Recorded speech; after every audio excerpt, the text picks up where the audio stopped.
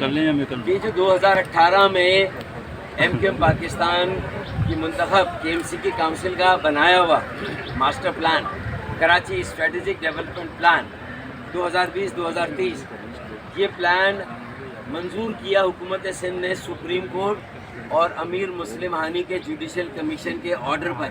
اس کا مطلب ہے کہ ایک عدالت نے، ایک عدالتی عمل نے حکومت سندھ کو پابند کیا کہ بھائی اسے گیزٹ میں نوٹیفائی کرو، اسے قانونی حیثیت دو، اسے منظور کرو اور پھر اس پر عمل درآمد کراؤ.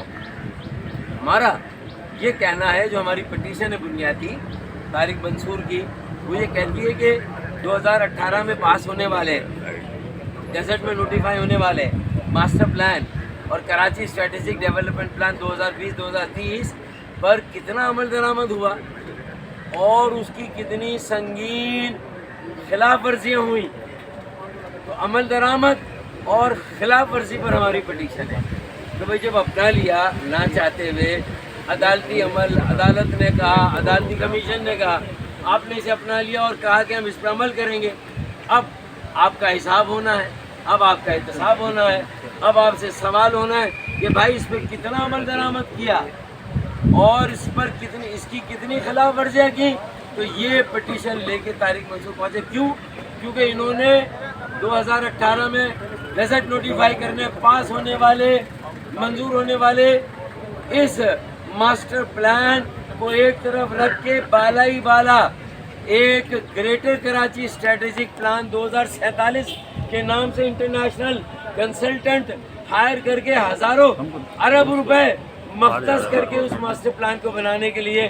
لیکن جو ماسٹر پلان بنا ہوا ہے اس پر کتنا عمل درآمد ہوا، اس کی کتنی خلاف ورزیاں ہوئی، اپنے گناہوں کو، اپنے سنگین جرائم کو، اپنی ڈکیتی کو چھپانے کے لیے یہ نئے پلان کا لبادہ اڑا گیا، تاکہ پرانے پلان، جو پلان ایگزسٹ کر رہا ہے 2030 تک، اس کو ایک طرف رکھ کے نئے پلان کی آڑ میں جو جرائم کیے، جو گناہ کیے، جو کراچی کے عوام پر ظلم اور ستم کیے، جو ان کی زمینوں کی بندر بانٹ کی، جو 8,000 ارب روپے سے زیادہ کی کرپشن کی، اسے چھپانے کے لیے جو یہاں کی زمینوں کی بندر بانٹ، یہاں کے وسائل کو ہڑپ کیا، لوگوں کے بنیادی حقوق کو پامال کیا، کراچی کے شہریوں کو. جب یہ سوال اب آیا تو 2047 ایک نیا پلان، اس پر کام شروع کر دیا. بھائی ابھی کہاں آگے جا رہے ہو؟ ذرا رکو، ٹھہرو. حکومت سندھ، وزیر اعلیٰ مراد علی شاہ، حکومت سندھ کی پوری کابینہ اور کے ایم سی کے میئر مرتضی وہاب پہلے جواب دیں. بھائی 2018 کے ماسٹر پلان پر کتنا عمل درآمد ہوا، کتنی خلاف ورزیاں ہوئی. میں پچھلی مرتبہ اس ہائی کورٹ کے احاطے میں میڈیا کے سامنے کہہ چکا ہوں کہ 15,000 ایکڑ کی زمین تھی کراچی ایئرپورٹ کی، سپر ہائی وے پر، جو کہ بحریہ ٹاؤن کو دی گئی. اور نیا جدید ایئرپورٹ اگر وہ بنتا تو آج جو امریکہ، ایران، اسرائیل، ایران جنگ اور اس میں جو خلیجی ممالک متاثر ہوئے، پورے خلیجی ممالک کا کاروبار خدا کی قسم کراچی میں شفٹ ہوتا، پاکستان میں شفٹ ہوتا.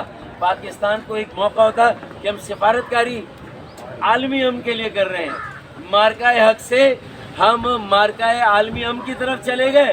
لیکن یار یہ جو مارکہ معیشت ہونا، اس کا جو موقع آیا تھا، اگر یہ ایئرپورٹ بن گیا ہوتا تو یہ سالانہ جو کمپنیاں چلی گئی سنگاپور، وہ ساری کمپنیاں 500 ارب ڈالر کے ساتھ کراچی اور پاکستان کے بڑے اور مختلف شہروں میں آئی.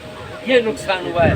آج اگر سنجیدہ رویہ اختیار نہیں کیا جائے گا، یہ آرڈر سندھ ہائی کورٹ دے چکی ہے طارق منصور کی پٹیشن میں کہ بھائی عمل درآمد کرو، اس پر نیا پلان چھوڑو، اس پلان پر 2018 میں منظور ہونے والے، نوٹیفائی ہونے والے پلان پر عمل کرو، اور جو خلاف ورزیاں کی ہیں اس کی رپورٹ دو اور ان خلاف ورزیوں کو صحیح کرو. سنگین خلاف ورزیوں کو ریگولرائز نہ کرو نئے پلان کی آڑ میں.